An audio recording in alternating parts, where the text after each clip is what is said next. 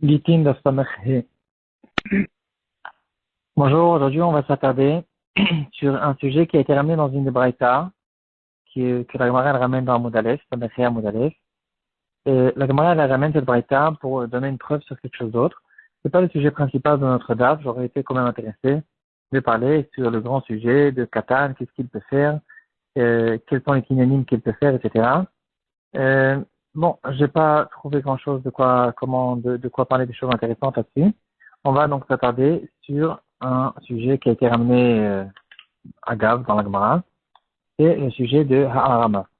La Mishnah, là, en fait, c'est une braïta qui dit que on a une certaine halakha à propos de Maser Sheni, et on fait une sorte d'astuce pour essayer d'économiser quelque chose, une sorte de blanchissement. Donc, ce sera ça le sujet d'aujourd'hui. Le blanchissement dans la halakha, si vous voulez, ce sera ça le titre.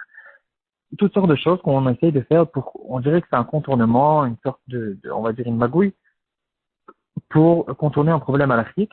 Est-ce qu'il y a des règles là-dessus, on connaît plusieurs choses qu'on fait, par exemple le Meshirat Hametz. La Torah nous interdit de posséder du Hametz. On dirait qu'on fait un genre d'astuce. On fait une vente à un goy et de cette manière-là, en fait, on contourne le problème. On connaît aussi, dans Ribit, il y a été Riska, on fait un genre de contrat dans ce contrat, on dit c'est pas que je suis en train de te prêter l'argent et de prendre des gains sur le prêt, et au fait, on est ensemble maintenant des associés, et toi tu vas faire des affaires et on va partager le bénéfice. On connaît aussi, par exemple, dans Shvi'it, il y a une grosse marloquette sur le Eter Mechira. Quelqu'un qui a un champ en Eretz Israël, il veut travailler le champ, il le vend à un goy. Est-ce que ça marche pas? Beaucoup de postes ne sont pas du tout d'accord avec ça. Et donc, on voit quand même qu'il y a certaines choses qu'on fait, certaines choses qu'on ne fait pas.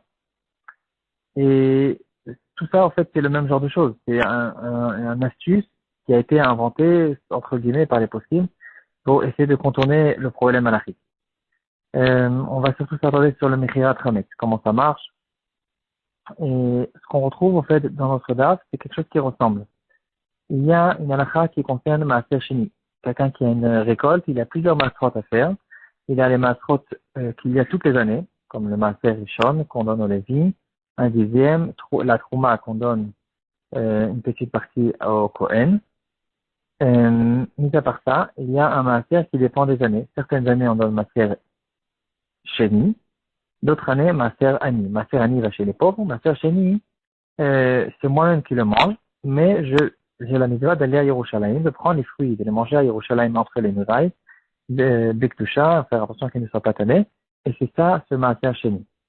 Maintenant, la Torah nous dit clairement dans le Pasuk que quelqu'un qui a beaucoup de fruits, qui n'a pas de possibilité de les déplacer, il habite loin de Yerushalayim, c'est compliqué pour lui de les déplacer, il a une possibilité de faire un rachat, il fait un pidyon, il dépose toute la Ktusha des fruits sur des pièces.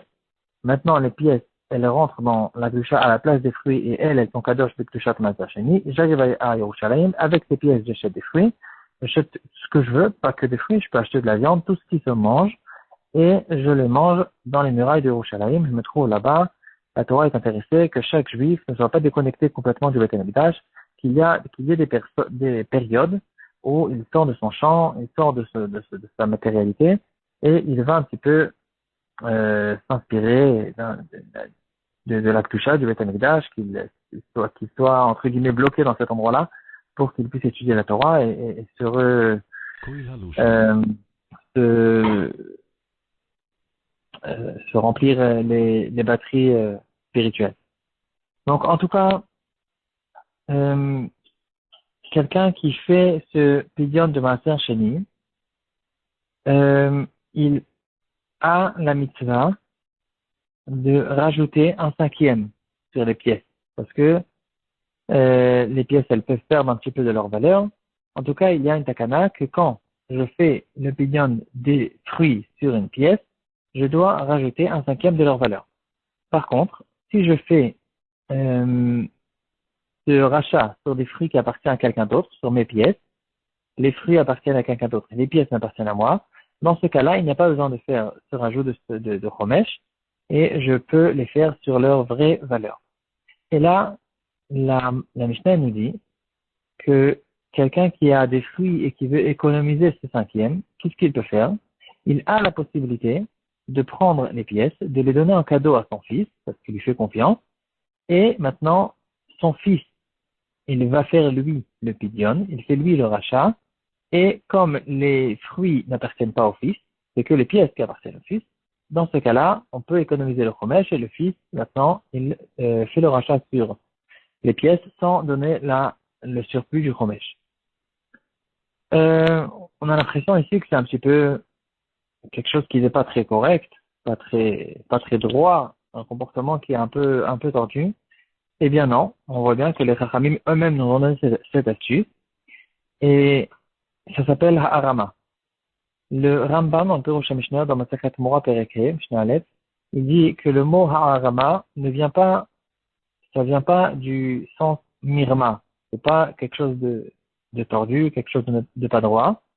C'est, en fait, Ha'arama veut dire un astuce. C'est vrai, c'est un astuce, mais c'est un astuce qui rentre dans le cadre de la halakha et que, dans beaucoup de choses, on peut le faire.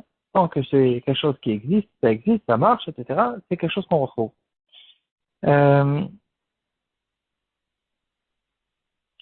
À propos de Mechirat Hametz. On connaît tous le Mechirat Hametz, quelqu'un qui peut avoir des grandes quantités de Hametz et qui les vend avant Pessah à un goy, et après il va les récupérer. Le premier endroit où on voit cette chose-là, cette possibilité de vendre le Hametz, c'est en fait, c'est considéré que la Mechirat Hametz comme on l'a fait aujourd'hui, c'est une histoire qui date de à peine quelques centaines d'années, peut-être 200, 300 ans, de la période des Achronim, et pas avant. Mais quand même, on peut retrouver dans les Chachamim des, des preuves que c'est quelque chose qui existait. Par exemple, il y a une Tosefta dans le Sechet Psachim qui dit un juif et un goy qui se trouvent dans un bateau, le juif il a du Hametz, il a un problème. Il ne peut pas jeter tout le Hametz dans la mer parce qu'il va se retrouver après Pessah sans Hametz, sans pouvoir de faire de Hametz. Il se trouve dans le bateau, il n'a pas de possibilité d'acheter, etc. Alors, qu'est-ce qu'il fait? Il vend au goy et après Pessah, il pourra racheter le Hametz du goy. On voit ici que c'est quelque chose qui existe. Maintenant, c'est pas exactement la même chose. Là-bas, c'est une vraie vente. Il se débarrasse pour de vrai de son Hametz et après, si le goy n'est pas intéressé de lui revendre, le goy ne lui revend pas. Ce qu'on fait aujourd'hui, et la vérité, c'est que c'est aussi une vraie vente, mais on va voir que dans les poskim du début, il y avait certains poskim qui n'étaient pas très contents de cette histoire de Mechirat Hametz.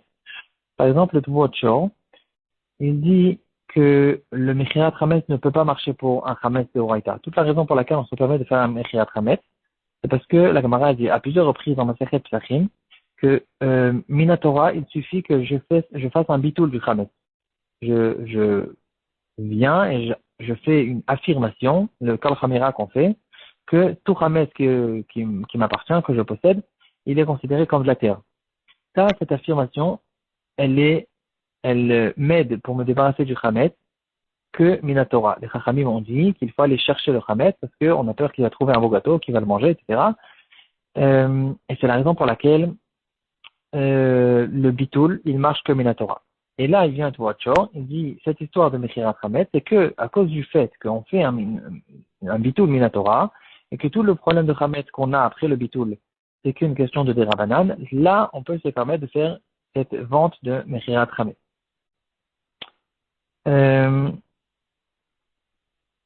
Le Khatam Sofer, il en parle aussi, dans Orachaim Siman Samerbet. Le Khatam Sofer, il fait quand même une différence. Il dit, l'astuce qui a été faite dans notre Mishnah, c'est un astuce qui est fait entre deux juifs. Et quand deux juifs, ils font entre eux un astuce, c'est-à-dire quand le père, il donne au fils les pièces du Maaser Sheni, les deux, c'est des juifs, et ils comprennent qu'il faut que ce soit sérieux, sinon ça va pas marcher. Si le fils n'est pas une vraie intention de faire une possession, de faire un kinyan dans les pièces, alors toute l'astuce, il ne va pas marcher. Par contre, ici dans Mechirat Hametz, c'est plus problématique parce que le goy, il comprend très bien que quand on vient et on lui vend des quantités gigantesques de Hametz, c'est pas parce que les juifs, avec leur intelligence, ils savent que maintenant, toutes les actions du Hametz, ils vont tomber et que les juifs, ils sont intéressés de vendre le Hametz. Il comprend très bien que c'est un problème, en fait, de religion. On a un problème avec le Hametz, il sait très bien tout ça, et donc, il peut-être que le goy, il a une certaine impression que c'est quelque chose qui n'est pas sérieux. C'est genre une fila, c'est une zboula, c'est un truc du genre. Et c'est pas très sérieux. C'est pour ça, en fait, ça fait partie des raisons que les poskim n'étaient pas, euh, ils trouvaient cette histoire de Mechirat Hametz pas très géniale. D'autres poskim ont repoussé complètement. Ils disent que Mechirat Hametz, c'est quelque chose qui est l'ekatrila, parce que il y a une différence entre quelque chose qui a été fait par une parole et quelque chose qui a été fait par une action. C'est très clair que quelque chose, quand je fais une action, je fais clairement, je vais chez quelqu'un, je lui donne de l'argent, je lui dis tu fais un kinyan.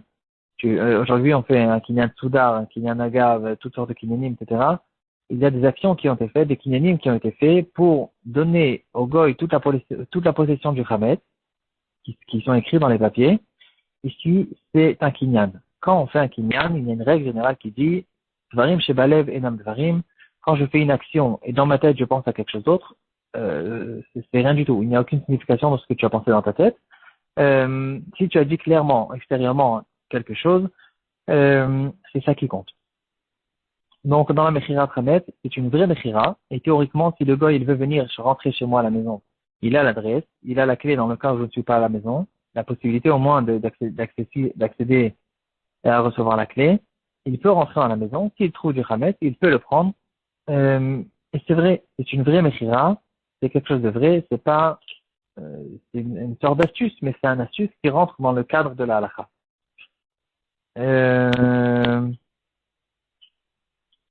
Bon, on peut retrouver dans beaucoup de cas, on a déjà ramené au début plusieurs exemples. Par exemple, l'exemple que j'ai donné sur le Eteriska du Ribit. Alors, c'est vrai que jusqu'aujourd'hui, il y a certains poskim qui disent qu'on essaie d'éviter, mais quand même, c'est une takana qui a été faite par des grands rabbanim, des grands poskim, et ils l'ont faite pour qu'on puisse l'utiliser. On vaut mieux utiliser le Eteriska plutôt que de rester sans Eteriska et rentrer dans les gros problèmes de Ribit.